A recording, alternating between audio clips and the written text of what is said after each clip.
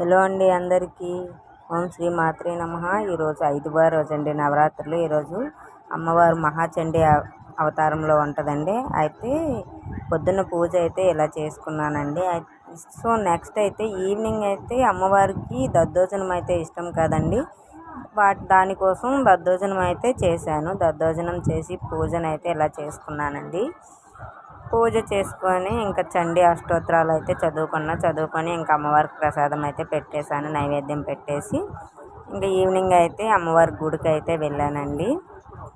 వెళ్తే అమ్మవారు అయితే ఇలా లలితాదేవి అవతారంలో ఉంది. లలితా త్రిపుర సుందరిగా దర్శనం ఇచ్చింది. సో నెక్స్ట్ అయితే ఇక్కడ కుంకుమ పూజ అయితే భక్తులందరూ అయితే కుంకుమ పూజ కోసం ఇలా ఇంకా పూజ సామాన్లు అన్నీ రెడీ చేసుకున్నారు. సో నెక్స్ట్ అయితే పూజ సామాన్లు అయితే మాత్రం గుడిలోనే ఇచ్చారండి. టికెట్ అండి దీనికి. ఎవరైనా పూజ చేయాలి అనుకుంటే డబ్బులు ఇచ్చి టికెట్ తీసుకోవాలి. టికెట్ ప్రకారం ఇంకా పూజ సామాన్లు అయితే ఇస్తారండి. అన్నీ గుడిలోనే ఇస్తారండి. గుడిలో ఇచ్చిన వాటితో పూజ చేసుకుంటే కావాలి అనుకుంటే మనం ఇంటి దగ్గర నుంచి కూడా తెచ్చుకోవచ్చు. ఇంకా కొంతమంది ఏజ్డ్ పర్సన్స్ ఉంటారు కదండి, వాళ్ళ కోసం అయితే కుర్చీలు అయితే వేసారండి.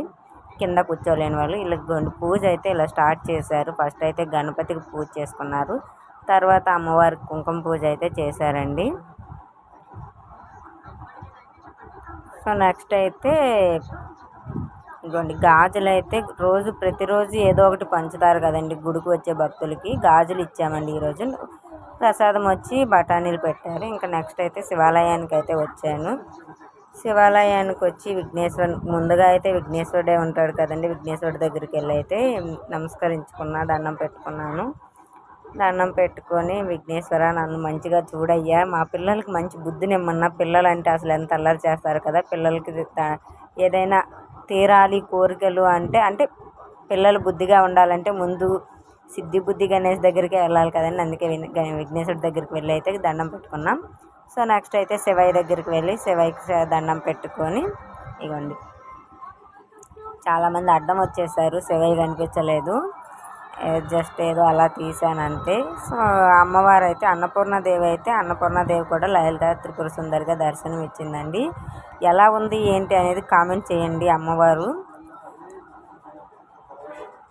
ఇదిగోండి అమ్మవారిని అయితే ఇలా రెడీ చేసుకున్నారు. రెడీ చేసిన తర్వాత సో శివాలయంలో అయితే ఈ బఠానీలు అయితే ప్రసాదం నైవేద్యం. సో నెక్స్ట్ అయితే శక్తిపీఠం అయితే మా సందులోకి అయితే వచ్చిందండి.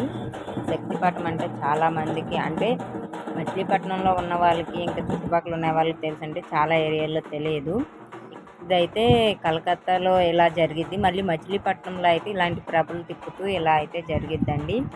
ఇది మీలో ఎవరికైనా తెలియకపోతే ఏంటి అనే కామెంట్ అయితే చేయండి. నేను మళ్ళీ ఇంకో వీడియోలో అయితే చెప్తానండి. సో ఈ శక్తిపీఠం ఏంటంటే ప్రతి దసరాకి ఇట్లా దసరా నవరాత్రుల్లో ఇట్లా శక్తిపీఠం అయితే కడతారండి. అమ్మవారిని కాళికామాతను అయితే ఇదిగోండి ఇలా చూసారు ఎలా మోస్తున్నారు. చాలా వెయిట్ ఉంటుంది, చాలా హైట్ కూడా ఉందండి. అమ్మవారు చూడండి ఎలా నాట్యం చేస్తుందో. కాళీమాత ఇలా అయితే నాట్యం చేస్తూ మా సందులో అయితే అంటే ఇప్పుడు ఈరోజు 5వ రోజు కదండి. 5 రోజుల నుంచి నేనైతే వెయిట్ చేస్తున్నా ఎప్పుడు వస్తుందని. ఫైనల్లీ ఈరోజు అయితే వచ్చిందండి. చూసారు కదండి, ఇది అయితే వీడియో మాత్రం. నా వీడియో నచ్చితే లైక్ చేయండి, అట్లాగే షేర్ చేయండి, నా ఛానల్ సబ్స్క్రైబ్ చేసుకోండి.